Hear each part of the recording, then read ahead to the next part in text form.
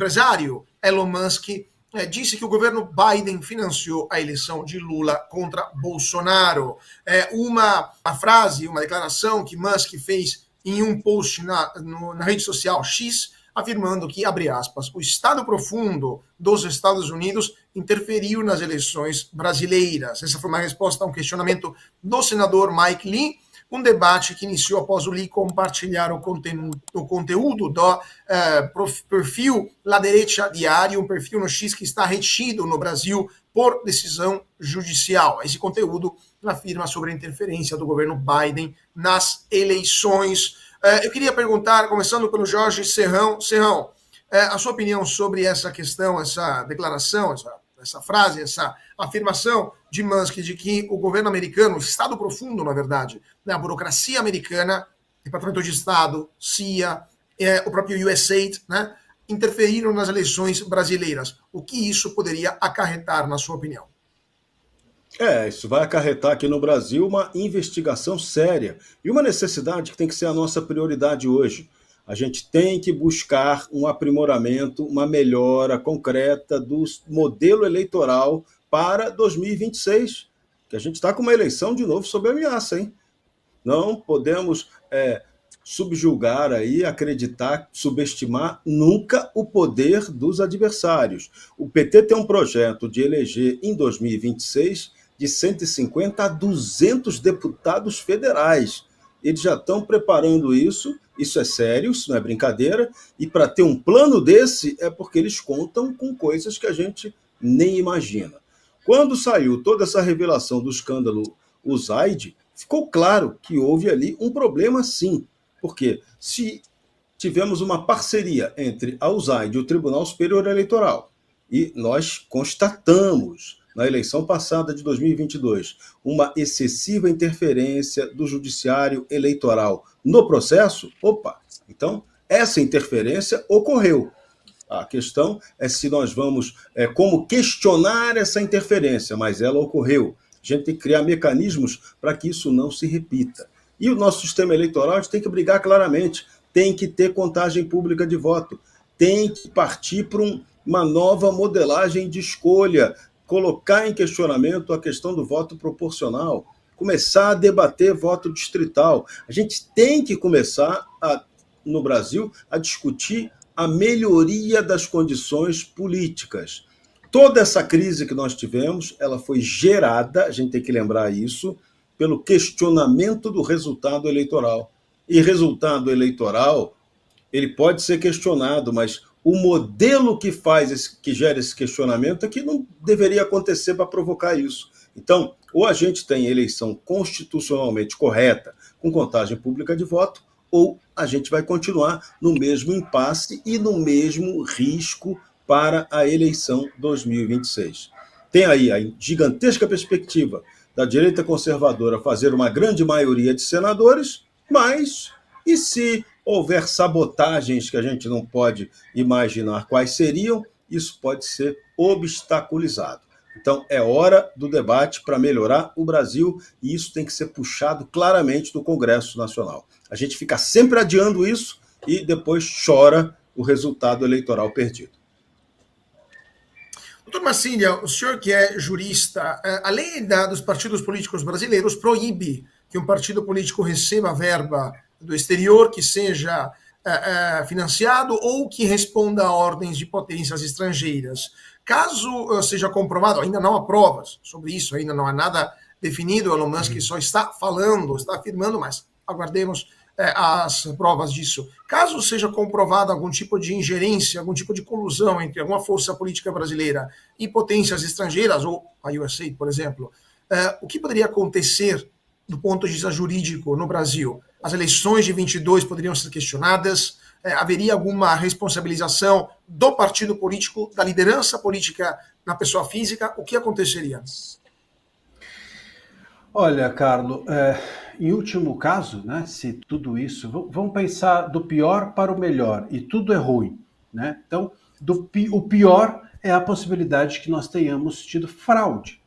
Fraude é um crime gravíssimo, e que torna nulos os atos todos que ocorreram mediante fraude. Então, se de alguma maneira houve uma influência desse deep state, né? Você falou estado profundo, esse estado paralelo, enfim, durante o governo Biden, no período eleitoral brasileiro, isso pode resultar numa caracterização de fraude. E essa fraude torna nulos os atos, repito, eleitorais gerados mediante fraude. Se isso não ocorreu diretamente, ainda assim, ou seja, se não houve uma influência direta em partidos, ou em políticos, ou em tribunais, se isso não ocorreu diretamente, ainda assim pode ter ocorrido indiretamente, porque no momento em que se estimula, ou se influencia, ou se financia a opinião pública por meio de ONGs, por meio de agências de checagem, por meio de pesquisas universitárias que não são espontâneas, mas geradas por influência desse deep state norte-americano denunciado pelo Musk. Nesse momento, a gente tem a opinião pública também sendo fraudada. E a opinião pública fraudada influencia tribunais que geraram decisões a partir dessa opinião pública.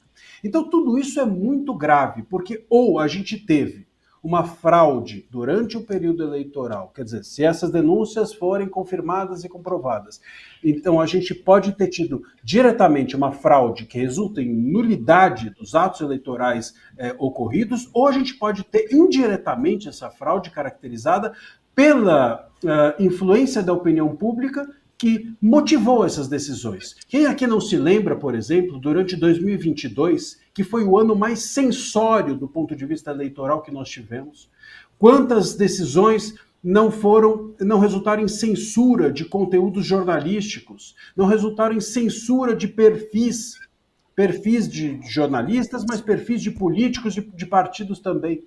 Tudo isso foi motivado, amparado em quê? Em agências de checagem. Agências de checagem eram objeto, eram prova, eram reforços para as decisões judiciais dos tribunais eleitorais. Se essas agências não estavam trabalhando de forma espontânea, é óbvio que essas decisões também são nulas por conta de terem se baseado em uma opinião pública fraudada ou, no mínimo, influenciada por um dinheiro algo que não deveria ocorrer. Então a gente está diante de algo que, se olhar para cá é grave, se olhar para lá é grave. Não tem como não ser grave se esses fatos, se essas denúncias forem comprovadas. É necessário que a gente faça essa CPI para ontem. A gente está aqui muito conversando, o senhor Vaca veio para cá, o senhor Vaca foi para lá, a OEA, não sei o que mais. A gente tem que olhar agora, deixa o senhor Vaca ir embora para a Colômbia e vamos olhar aqui para o nosso pasto. E o nosso pasto é CPI da USAID, CPI da USAID para ontem, para a gente investigar tudo isso antes que chegue um novo ano eleitoral no ano que vem e a gente corra novamente o risco de nós termos eleições, vamos dizer assim, não tão transparentes. Pois é, eu queria perguntar para o deputado Ramagem essa questão da CPI, que poderia investigar sobre eventuais interferências estrangeiras no processo eleitoral brasileiro. O senhor é delegado da Polícia Federal, então tem uma experiência também em questões de investigações. O que o senhor acha? É possível, fisicamente possível, é factível comprovar essa ingerência, ou ela acaba acontecendo através de ONGs, por exemplo, muitas vezes ligadas a partidos, mas não exatamente partidos, acaba acontecendo de forma mais dissimulada, então se torna mais difícil comprovar de forma definitiva uma ingerência estrangeira através de doações, de pagamentos, de recursos, etc. O que está aparecendo, primeiro, é que está vindo um grande pacote de apuração dos Estados Unidos. Muito já se revelou em pouco tempo de investigação de todas as interferências e financiamentos dessa USAID. Se fala, né, de interferência na Jamaica, na Sérvia, no Egito, diversos países. No Brasil ainda não há o pacote. Parece que está se construindo para trazer ao Brasil tudo o que foi feito. Como foi feita essa interferência no nosso sistema democrático brasileiro, na nossa soberania nacional. Se foi feito por ONGs, se foi feito diretamente a meios de comunicação e mais, a instituições públicas nacionais. São condutas que devem comprovar, demonstrar ou dar um fio de apuração para que a CPMI ou a CPI possa andar. A CPI já tem as suas assinaturas e falta o componente político de algo grave que já está aparecendo, mas não ainda contundente para demonstrar o que efetivamente aconteceu. Então, se derem os pontos, valores, onde foi que entrou aqui a forma de interferência e do próprio TSE, que é o grande garantidor por lei da isonomia do processo democrático, e a gente sabe que não foi assim que aconteceu, houve uma seletiva censura, houve imparcialidade para tudo quanto é lado, o candidato presidente Bolsonaro, em reeleição, teve tolhida várias partes de liberdade de expressão e vários órgãos parlamentares e pessoas em rede social. Então tem muito para se destrinchar aí. O que está aparecendo, essa declaração do Elon Musk é enfática, contundente, demonstra uma certeza do que ele está falando, e então o que a gente espera é que venha em breve alguns indícios e pontos para a demonstração, não apenas pelo Congresso Nacional, mas o que se verifica já em âmbito eleitoral é uma grande conduta vedada, mas muito mais do que isso, fraudes, como foi colocado, e responsabilidade a ser apurada. Donald Trump anunciou tarifas recíprocas e o Brasil pode ser afetado. O presidente dos Estados Unidos anunciou nesta quinta-feira um novo projeto de tarifas recíprocas que visa igualar as tarifas cobradas entre os Estados Unidos e seus parceiros comerciais. Agora, vários analistas estão alertando para possíveis prejuízos para a economia americana, enquanto o Brasil, que é um dos países potencialmente afetados, mantém uma postura cautelosa. Lembrando que o Brasil é um dos países que mais aplicam tarifas alfandegárias, não só em relação aos produtos oriundos dos Estados Unidos, mas do mundo inteiro. O Brasil é um país ultraprotecionista. Agora, o vice-presidente Geraldo Alckmin se manifestou indicando que é necessária cautela antes de qualquer resposta oficial do governo. O próprio ministro Fernando Haddad disse que não ocorrerá nenhuma guerra comercial entre Brasil e Estados Unidos. Deputado, o que o senhor acha? De fato, o governo brasileiro vai conseguir evitar uma escalada nesta disputa comercial ou teremos consequências para a economia brasileira, essa nova política comercial do governo Trump? Bem, eu vou fazer dois comentários aqui. Primeiro, o impacto na economia norte-americana. Existem alguns economistas que falam que vai ter impacto na economia americana se ele começar a tarifar desses países dos quais os Estados Unidos importa. E é possível que haja um impacto em preço, sim. Agora, tem uma outra contrapartida do que o Trump está fazendo. Ele não faz isso somente na questão tarifária, ele não faz isso de uma maneira unilateral, como sendo uma ação sem ter uma contrapartida de outras ações que ele está fazendo internamente. Ele está aumentando as tarifas, primeiro, para equilibrar a balança que existe negativa de comércio entre países no mundo, mas o que isso está fazendo? Ele está tentando comprovar um novo modelo tributário, que é baseado mais em tarifas, e, na contrapartida, ele está falando tudo que ele ganhar a mais em recursos que venham das tarifas, ele vai abaixar no imposto de renda. Então, no imposto de renda pessoa física e imposto de renda pessoa jurídica.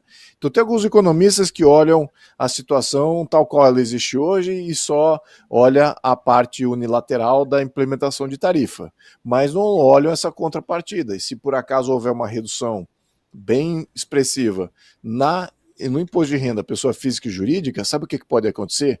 Pode acontecer um boom econômico e uma geração de riqueza que os Estados Unidos não viu desde talvez o século XIX, quando não existia imposto de renda. Então, veja o que estamos no preâmbulo de testemunhar. É isso que eu acho que a nova era de ouro que o Donald Trump quer criar. É um novo modelo econômico não baseado e não dependente no imposto de renda. Então, é isso que ele quer fazer por lá. Então, esse é o comentário com relação a isso. Com relação ao impacto no Brasil, veja o que é interessante. O Brasil tem superávit com os Estados Unidos. É um dos poucos países no qual a gente importa mais dos Estados Unidos do que exporta. Então nós temos uma balança comercial favorável aos Estados Unidos, mais do que ao Brasil. Então, para os Estados Unidos, não vale a pena criminalizar, entre aspas, né, ou penalizar o Brasil com relação, uma vez que nós temos essa balança comercial favorável aos Estados Unidos. Então não é bem isso que o Donald Trump quer. Certamente os outros países e que têm uma balança comercial com o qual os Estados Unidos têm uma balança comercial negativa, como China, Canadá, México, esses sim, são centenas de bilhões de dólares que os Estados Unidos perde no comércio exterior com esses países. Já com o Brasil ele ganha. Então veja a oportunidade de negociação aqui. Aí é que vamos colocar o ônus aqui, não no Trump, porque ele aumentou tarifas de uma maneira homogênea com relação às questões dos metais, né, em termos de aço, alumínio e tudo mais. Por quê? Porque são indústrias de base que os Estados Unidos detinha, e ele reativando essas indústrias locais, ele tem toda a escala, todo o benefício da escala que antes os Estados Unidos tinham nos anos 50, 60, 70. Muito bem. Então, ele reativando essas indústrias, tem toda uma série, um desencadeamento de criação de valor, de retenção de valor no próprio país. Muito bem. Então, por que o Brasil virou alvo? O Brasil não virou alvo. É que ele definiu como indústria estratégica o fator gerador de alumínio e de aço. Então é por isso que ele está aplicando essas tarifas. Mas eu acho que há uma abertura aí para negociação muito importante. Se o Ministério da Economia brasileiro for inteligente, o que é pedir muito, né? Haverá aí um potencial de barganha, um potencial talvez de negociação em que o Brasil se livre dessa. Mas eu não sei se é isso que está passando pela cabeça dos ideólogos que estão liderando o nosso Ministério da Economia. Caso contrário, eu acho que estamos aí com a faca e o queijo na mão para poder negociar uma saída muito boa e o Brasil se tornar um parceiro interessante até nessa nova economia. Vamos ver o que vai imperar aí nesses microcéfalos aí que estão comandando o Ministério da Economia. Vamos ver. Temos um senador americano que está cobrando explicações sobre a liberdade de expressão no Brasil. O senador Shane Jett enviou uma carta formal ao Procurador-Geral da República, Paulo Gonet, questionando violações de direitos fundamentais no Brasil. Um documento que coincide com a visita da Comissão Interamericana de Direitos Humanos ao país, aliás, com um representante especial de liberdade de expressão no Brasil, né, e esse alerta sobre possíveis sanções internacionais através do projeto de lei No Censors on Our Shore Act. Vamos então perguntar, aliás, deixa eu mostrar antes disso o post do senador. Aqui, estamos vendo agora o post aqui do senador nas redes sociais. Doutora Marcília, temos então uma visita do relator especial da OEA, da Organização dos Estados Americanos, aqui no Brasil, sobre liberdade de expressão. O senador americano está se manifestando, o mundo está começando a ver o que acontece no Brasil, e do ponto de vista jurídico, quais poderiam ser as consequências, os próximos passos do relator, uma vez que ele voltará para Washington? Terá um documento que será publicado, outros países poderão tomar providências. O que vai acontecer após a fim dessa visita? Olha, Carlos, a gente precisa entender que essa visita ela é muito mais política do que jurídica, né? Não houve uma denúncia. Ele não está vindo aqui para apurar uma denúncia. Ele está vindo aqui como um observador. E esse observador é um observador político. Eu acabei de ver agora na imprensa que o relator recebeu uma associação de crianças trans.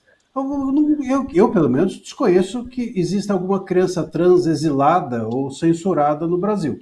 Desculpa, talvez seja uma ignorância minha, mas eu desconheço que esteja alguma delas censurada. Então, assim, é uma visita mais política do que jurídica. E a gente precisa entender que isso não é o mais importante. A visita dele aqui, ou mesmo o relatório dele, não é o mais importante dessa história. O mais importante dessa história é o que nós vamos fazer com isso. Nós todos, enquanto sociedade. Seja com a visita, seja com o relatório.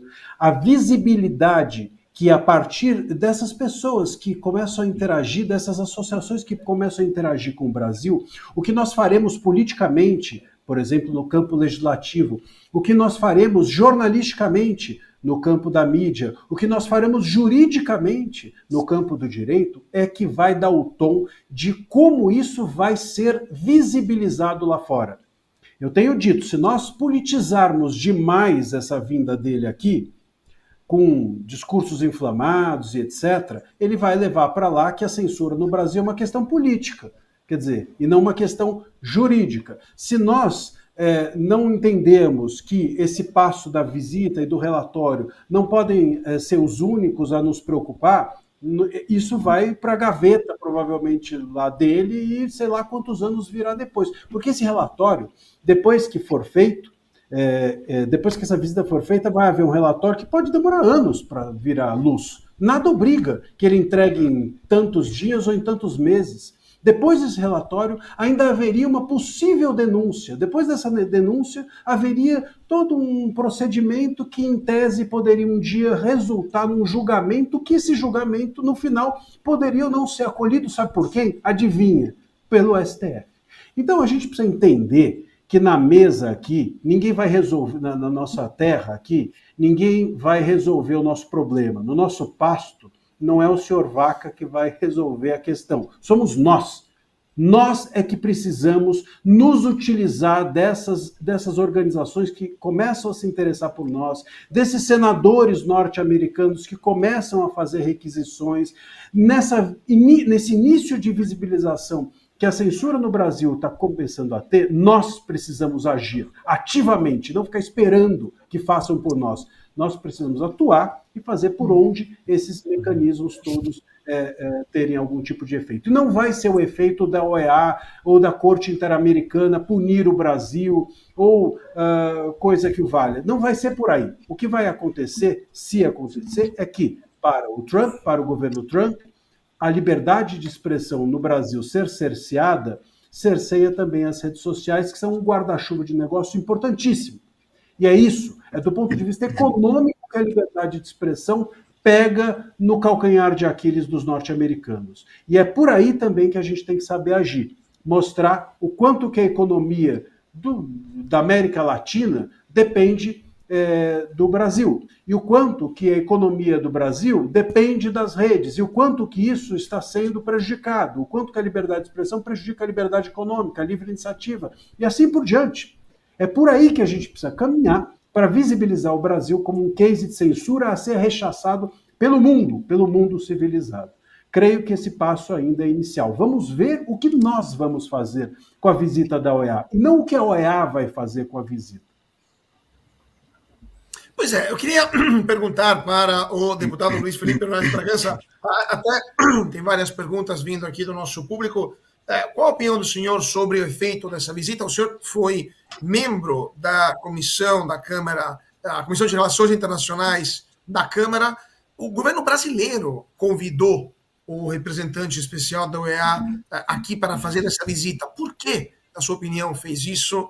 Teve alguma pressão por parte dos Estados Unidos? O governo perdeu o controle depois que o alto representante chegou aqui, esperava outra coisa. O que está acontecendo? Porque, de fato, parece difícil entender qual é a verdadeira razão pela qual esse advogado colombiano está hoje aqui no Brasil. Bem, deixa eu deixar bem claro uma coisa. O governo americano, as instituições supranacionais, internacionais, já têm todas as informações que eles necessitam para passar um julgamento. E eles estão agora no Brasil fazendo o que chama-se o norte-americano de due diligence, dando a chance de uma contrapartida, averiguando exatamente se é isso mesmo, os fatos que eles têm, para comprovar o que eles já sabem. E aí, o que acontece disso? Essas instituições internacionais passam o seu julgamento, fazem os seus relatórios. Mas, como bem colocou aqui o Marcília, qual é o intento disso? O intento disso é de classificar o Brasil. E eles estão dando uma chance das instituições do Brasil reagirem, uma vez que eles publiquem os seus pareceres ou finalizem os seus julgamentos. Então, é uma chance do Brasil institucionalmente reagir a tudo isso que está sendo levado à tona do público internacional. Se as instituições brasileiras não reagirem, se os agentes brasileiros não reagirem, isso é que é a pior saída para todo mundo, para o governo brasileiro, para o país, para a cidadania brasileira, porque nós seremos colocados como um país completamente inimigo do que seria a liberdade de expressão, do que seria o Estado de Direito, do Ocidente, um país inimigo, com instituições inimigas de tudo aquilo para onde caminha o Ocidente. Isso significa desdobramentos em todos os sentidos, no sentido econômico, político, diplomático. Isso isola o país na região.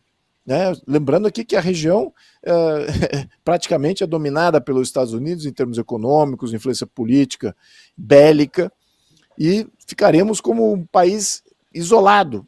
Já existem outros países isolados aqui. Cuba está isolada há muitas décadas, Venezuela já está isolada, Nicarágua está isolada. Vamos entrar para esse grupo. É isso. Então eles estão dando uma chance para as instituições brasileiras reagirem. Então é por isso que a sociedade brasileira precisa entender o quão importante é se colocar também do lado da coisa certa, do Estado de Direito, da liberdade de expressão, e essa luta tem sido combatida, aliás, pela sociedade de uma maneira muito mais fragorosa, valiosa do que os representantes e as instituições, mas está na hora das instituições mostrarem que eles também estão no caminho certo. E isso pode vir com cerceamento e sanções individuais a juízes, a políticos, a partidos, a membros do governo. É por aí que eu acho que vai vir esses desdobramentos. Então, já está dado aqui uma saída. Né? Vamos ver se as instituições brasileiras não reagem. Se não reagem, a gente já sabe o que pode acontecer. A gente já viu várias sanções sendo aplicadas aí pelo governo norte-americano a vários indivíduos, membros de judiciários e governos de outros países, e não há por que não esperar a mesma coisa que ocorra aqui com os nossos agentes, as nossas instituições do Brasil. Serrão, sua opinião sobre esta... Aí o Serrão já estava com a mão levantada, ia justamente perguntar. Eu não vou falar que a vaca foi para o brejo, porque é a sua marca registrada, mas depois daquilo que a gente está vendo nesses dias, hoje o representante da OEA encontrou o ministro das Relações Exteriores que disse, sem nenhuma vergonha, que o Brasil respeita a liberdade de expressão e luta contra a desinformação. Para onde está indo esse representante da OEA, na sua opinião, Jorge Serrão? Olha, eu não sei para onde ele vai, não. Eu não sei para onde ele vai, não. Mas, Marcília, conclui aí para poder depois jogar. Eu preciso te interromper porque eu queria saber, eu queria que você, Serrão, terminasse depois a sua fala, dizendo qual é a nota que você dá para o senhor Vaca. Ele vai ganhar. Eu dou a nota para ele e vou ter que dar uma outra nota importante. Vamos lá. Luiz Felipe tocou no X da questão. Os americanos estão apenas fazendo a due diligence, a verificação das coisas aqui no Brasil. Quando o senador americano pede ao procurador-geral da República, Paulo Gonet, uma resposta sobre o que está acontecendo aqui, o que ele espera? Ele espera que o nosso General Attorney tome uma providência e escreva para ele a verdade. Porque se for escrito para ele uma historinha do Boitatá, escrita para ele a historinha do Boitatá, opa, isso pode ser usado contra o Brasil. Agora, uma novidade excelente que a Loura Amaria dá nesse programa. Existem procuradores em Brasília, né? Igual aquela frase famosa lá do tempo do pós-nazismo, há juízes em Berlim, né? O Ministério Público Federal arquivou uma denúncia contra os advogados Cláudio Caivano, Marta Pandovani, Ana Carolina Cibut, Taniele Teles e Hélio Júnior, que defendiam presos do 8 de janeiro. Uma decisão, um youtuber pediu que eles fossem processados por críticas que eles fazem na internet e apologia e ataques ao ministro Alexandre de Moraes. Pois bem, o procurador Marcos Goulart tomou uma decisão assim primorosa. Olha o que ele disse.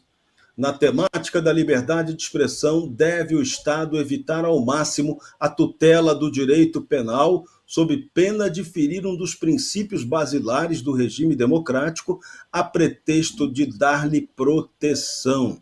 Com efeito, vivemos um tempo em que milhares de pessoas todos os dias fazem postagens de fotos, textos e transmissões de vídeos com algum conteúdo extremista. Não raro, essas postagens violam, em algum grau, bens jurídicos como a honra, a tranquilidade psíquica e a paz pública. Contudo, não é salutar criminalizar todas essas postagens e nem é viável processá-las na prática, devendo-se reservar o direito penal somente para as agressões mais graves a tais bens jurídicos. Do contrário, haveria que se proibir todas essas manifestações de cunho político ou ideológico nas redes sociais, ou se criar uma imensa e custosa estrutura judicial e policial somente para tratar dessas questões, numa espécie de grande leviatã para proteger e controlar o exercício da liberdade de expressão. Parabéns ao procurador Marcos Goulart. Tomara que o Procurador-Geral da República, seu chefe, escreva algo parecido para o senador norte-americano e o Brasil saia dessa maldita situação de perversão do direito. É hora da legalidade com legitimidade. Então, nota 10 para o procurador, nota menos 13 para o Vaca, que está devendo. Tem que apresentar para a gente um relatório e mostrar que você é sério. Aguardemos esse relatório que será devidamente comentado aqui no Bradock Show. Vamos terminar falando de política, porque um estudo aponta falhas no projeto que pode legalizar super salários. Uma análise jurídica identificou problemas graves no PL 2721 de 2021, que está tramitando no Congresso, uma classificação incorreta de 14 das 32 exceções ao teto salarial pode institucionalizar super salários com verbas remuneratórias, sendo erroneamente classificadas como indenizatórias. Deputado Ramagem, teremos super salários legalizados no Brasil ou esta lei, esse projeto de lei não tem chance de prosperar, na sua opinião? Vamos ver, não vamos perder as esperanças se já está pautado, o tema está na mesa, porque a população sabe do escárnio que é no judiciário. Se colocar as regalias que o judiciário tem, em comparado com um cidadão comum, um juiz ele tem a possibilidade do recesso advocatício no trabalho e ainda tem 2 meses de férias, com várias regalias indenizatórias e remuneratórias. Quando vai se comparar com um policial que está em combate na rua e não tem nada disso, a gente sabe que é uma classe que está sendo privilegiada. E mais, esse ativismo judicial exacerbado, errado, que atropela as atribuições e competências de demais poderes, ele é utilizado também na questão remuneratória salarial de juízes. Há diversos tribunais locais, estaduais, representações federais, que estão, por resolução ou por acordo interno deles, aumentando a remuneração do judiciário e colocando como verbas indenizatórias aquelas demais apenas para engordar e fazer com que eles ganhem salários, os super salários. Então nós estamos atentos, é uma pauta, temos que estar, aumento de salário tem que ser pelo Congresso Nacional, o Judiciário já tem essa iniciativa de pedir, mas nós que temos que tratar disso. Então, vamos tratar essa questão com muita atenção, que a população merece, com tantas despesas, com tanta tributação, com tanta arrecadação, e a gente tendo servidores com super salários. Você precisa assistir o melhor canal de notícias do Brasil. O programa que fala de tudo, que deixa você informado sobre tudo o que acontece no Brasil e no mundo. Ao vivo, todos os dias, no YouTube. Clique aqui e se inscreva.